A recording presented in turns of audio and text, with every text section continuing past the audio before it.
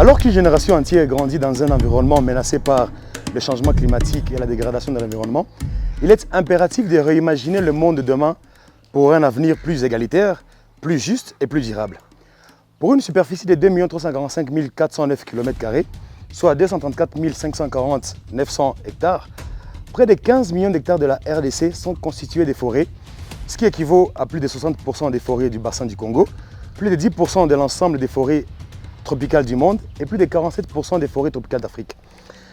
De même, environ 80 millions d'hectares de terres sont arables sur le territoire congolais et les ressources en eau disponibles représentent 13% du potentiel hydroélectrique mondial. Pourtant, malgré ces grandes richesses, le pays est victime de problèmes environnementaux tels que les changements climatiques, la désertification, la perte de biodiversité, la déforestation, la destruction de la couche d'ozone, la pollution de l'air, de l'eau, du sol, les déchets plastiques qui sont dangereux par ailleurs. Dans un rapport du 20 août 2021 publié par l'UNICEF, la RDC viendrait en 9e position dans le classement des pays selon les degrés d'exposition et de vulnérabilité des enfants aux chocs climatiques et environnementaux. Au Sud Kivu,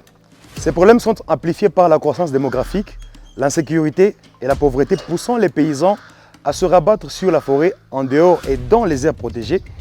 notamment le parc national de Kahuzi-Biega, la réserve du Tombwe,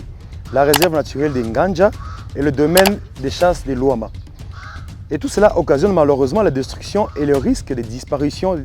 de l'habitat et de la biodiversité. Pourtant, tout entrepreneur, jeune de surcroît,